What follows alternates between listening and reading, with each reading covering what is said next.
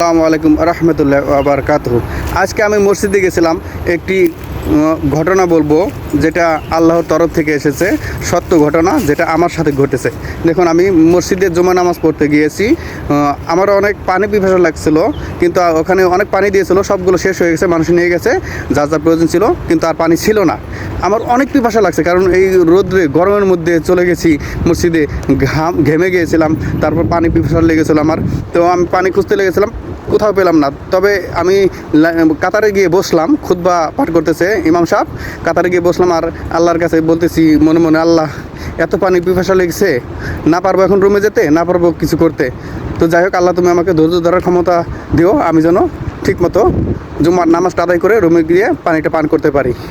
তো যথাযথ সময় আমার পাশে এক মুরব্বী ছিলেন, সে আমাকে বোতলের মুখাটা খুলে, অনেক ঠান্ডা পানি, বোতলের মুখাটা খুলে আমাকে বলতেছে খাও।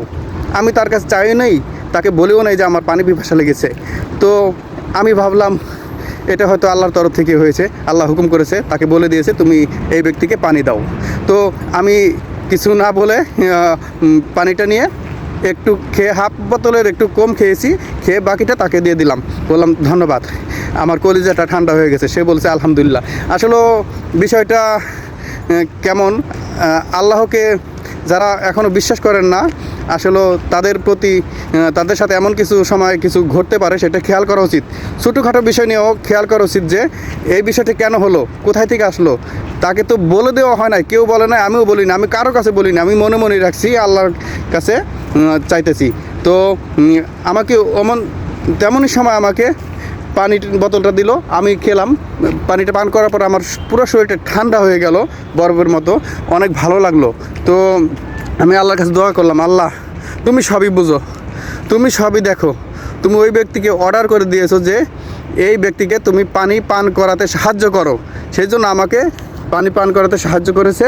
আমি পানি পান করেছি, আলহামদুলিল্লাহ। আমি তখন অনেক শান্তি পেয়েছি। আল্লাহ তুমি তার প্রতি শান্তি বর্ষিত করো এবং তার প্রত্যেকটা মনের আশা তুমি পূরণ করো, কারণ যে ব্যক্তি আমাকে এই পিপাসার্থ হৃদয়ে পিপাসা মিটিয়ে দিয়েছে, তার জন্য আমি প্রাণ ভরে দোয়া করি। তো আমার ভিডিওটা আসলে কন্টেন্ট ক্রিয়েটর ঠিক আছে, কিন্তু এটা কোনো বানোয়াট ঘটনা না, এটা একদম সত্যি ঘটনা, বাস্তব ঘটনা। এমন ঘটনা কার কার সাথে ঘটেছে আমাকে একটু কমেন্ট করে জানাবেন। আমার তো পানির বিষয় হয়েছে, কিন্তু যে কোনো বিষয়ে অনেকে আপদে বিপদে পড়েছেন, সেখান থেকে আপনারা মুক্তি লাভ করেছেন, মুক্তি পেয়েছেন, সেটা একমাত্র আল্লাহর রহমত, কারো না কারো ওসিলায় এ সমস্ত কিছু ঘটে থাকে। তো আমরা অনেকে অনেক সময় খেয়াল করি না, আমাদের সাথে এমন ঘটনা প্রতিনিয়তই ঘটে, আমরা খেয়াল করি না, ওটা আমরা গুরুত্ব দিই না। কিন্তু এগুলো গুরুত্ব দেওয়া উচিত, খেয়াল করা উচিত যে কীভাবে হচ্ছে এগুলা। আমার মনের কথা সে কিভাবে জানলো, আমার মনের ব্যথাকে সে কিভাবে বুঝলো, আমার ক্ষুধার্ত, আমার পিপাসা সে কিভাবে বুঝলো। তাহলে অবশ্যই নিশ্চয়ই আল্লাহ উপরওয়ালা একজন আছেন, সে দেখতেছে, বুঝতেছে, সে দেখে বুঝে তার বান্দার হেফাজতে রাখার দায়িত্ব শুধু তারই। সেজন্য সে যেভাবে পারে বান্দাকে খুশি রাখেন। তো ভিডিওটি আসলে লম্বা হয়ে গেল।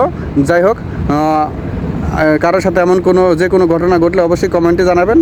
ধন্যবাদ, ভালো থাকবেন, আসসালামু আলাইকুম। পৃথিবীর সব কিছুর মালিক একমাত্র আল্লাহ, হায়াত মত সব কিছু আল্লাহর হাতে, রিজিক দাতা একমাত্র আল্লাহ, এটা বিশ্বাস করতে হবে। আল্লাহু আকবার।